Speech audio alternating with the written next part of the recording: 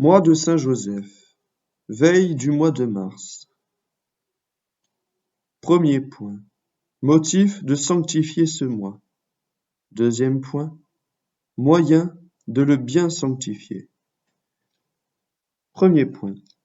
La piété des fidèles ayant consacré un mois chaque année à vénérer le mystère de Jésus enfant et un autre à célébrer les grandeurs de sa divine mère, il était convenable qu'on rendît le même hommage à l'homme juste, qui a mérité d'être l'époux de la reine des anges et le père nourricier de Jésus. C'est ainsi qu'après le mois de la Sainte Enfance et le mois de Marie, nous avons le mois de Saint Joseph. Vous devez donc, âme chrétienne, honorer, durant ce mois, Saint Joseph d'un culte particulier. Vous le devez à Jésus, votre modèle, qui a honoré Joseph comme son père pendant près de 30 ans. Vous le devez à Marie, votre divine mère, qui a honoré Joseph comme son époux et son gardien. Vous le devez à Joseph lui-même, qui, après Jésus et Marie, se présente à vous comme le juste le plus accompli, le saint comme le juste le plus accompli, le saint le plus privilégié. Enfin, vous le devez à vous-même, âme chrétienne. Vous avez besoin, n'est-il pas vrai, d'un guide dans la voie du salut, d'un consolateur dans vos peines, d'un protecteur à l'heure de la mort. Eh bien, Saint Joseph sera pour vous ce guide éclairé, ce consolateur charitable, ce protecteur puissant. Il peut nous secourir, disent Saint Bernard et Sainte Thérèse, dans toutes nos nécessités spirituelles et temporelles. Il nous accorde même au-delà de nos demandes. Dans une circonstance récente et solennelle, l'Auguste Pie IX a recommandé à tous les catholiques de l'univers de s'adresser avec confiance à ce saint, patriarche, et il l'a proclamé solennellement le patron de l'Église universelle. Oh, embrassons donc avec joie une dévotion si agréable à Jésus et à Marie, si chère au cœur du souverain pontife, et si salutaire pour nous. Le voici.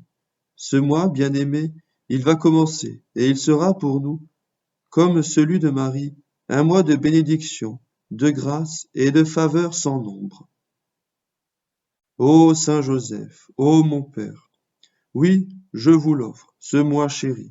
Faites que je sanctifie tous ces jours et que j'en retire les fruits les plus abondants.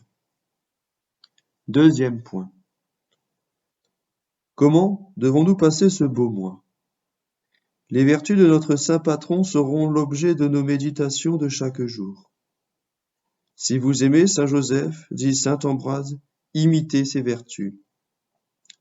Elles sont dans son cœur comme les fleurs d'un riche parterre, qui ont besoin, pour être bien connues et appréciées, d'être considérées séparément. Frappés de l'état de ces vertus, nous louerons le Seigneur dont la grâce les a fait éclore, et nous nous sentirons aimés du désir de les imiter. Ayons dans notre appartement une petite statue ou une image de Saint Joseph, devant laquelle nous réciterons avec amour, matin et soir, la prière du chrétien. Un enfant est si heureux près de son Père. Assistons tous les jours à la Sainte Messe, s'il est possible, au moins chaque mercredi, jour spécialement consacré à Saint Joseph, et faisons-le avec dévotion. Disposons-nous à faire au moins une communion dans ce mois en l'honneur de notre saint patriarche. Offrons-la pour obtenir par son intercession la grâce d'une sainte mort et le soulagement des âmes du purgatoire. Telles sont nos résolutions. Déposons-les aux pieds de Saint Joseph et prions-le instamment de les agréer, de les bénir et de nous aider à les mettre en pratique. Exemple. Dans une paroisse du diocèse de Grenoble, une pauvre femme restée veuve avec ses 3 enfants s'appliquait à élever chrétiennement sa famille. Elle eut la douleur de voir son fils aîné revenir de Paris, où il était allé se perfectionner dans son métier, avec une santé ruinée et une âme pervertie par les mauvaises compagnies. Nouvelle Monique, elle ne cessait avec sa pieuse fille de prier et de pleurer pour le salut de ce prodigue. Comme elle avait l'habitude de faire le mois de Saint Joseph, elles le commencèrent cette année avec plus de ferveur que jamais, pour obtenir la conversion qu'elle désirait si ardemment. Le jeune impie, étant rentré le jour de l'ouverture, demande ce que signifie l'oratoire improvisé. Mon cher enfant, répond la mère, nous commençons le mois de Saint Joseph, et nous le faisons pour obtenir ta conversion. L'insensé se mit à rire, se moquant de l'objet et du but de cette dévotion. Le lendemain et les jours suivants, il revient à la même heure, riant toujours du spectacle pieux qu'il a sous les yeux. Mais, quelques jours après, il ne rit plus et paraît sombre, préoccupé. Il écoute la lecture, se découvre et fait un signe de croix. Le lendemain, on aperçoit des larmes dans ses yeux et on l'entend s'écrier « Saint Joseph, ayez pitié de moi !» Puis, s'adressant à sa mère et à sa sœur, il leur dit en sanglots « Ah, que je suis malheureux d'avoir abandonné la religion, et que vous êtes heureuses vous autres, qui la pratiquez si bien. Je n'y tiens plus, je veux changer de vie et redevenir chrétien.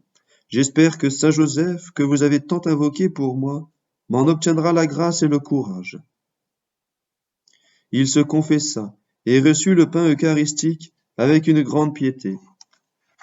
Après quelques années d'une vie exemplaire, il tomba dangereusement malade, et muni des sacrements, il alla chanter à jamais dans le ciel les miséricordes du Seigneur et la puissance de Saint Joseph sur ses serviteurs. Prions aussi ce grand saint avec confiance durant ce mois béni, et il fera verser sur nous les plus abondantes bénédictions. Prière. Daignez, ô grand Saint Joseph, disposer mon âme à entrer en ferveur dans ces saints exercices. Vous qui avez si souvent conduit Saint Jésus-Christ dans son enfance, conduisez-moi, protégez-moi, durant ces 5 jours que d'avance je vous offre et consacre. Je redoublerai pour vous de zèle et de dévouement. Je méditerai chaque jour vos grandeurs, j'imiterai vos vertus, j'implorerai votre assistance. Daignez m'accorder durant ce mois fortuné, pendant ma vie et surtout à l'heure de ma mort, le secours de votre puissante protection, ainsi soit-il.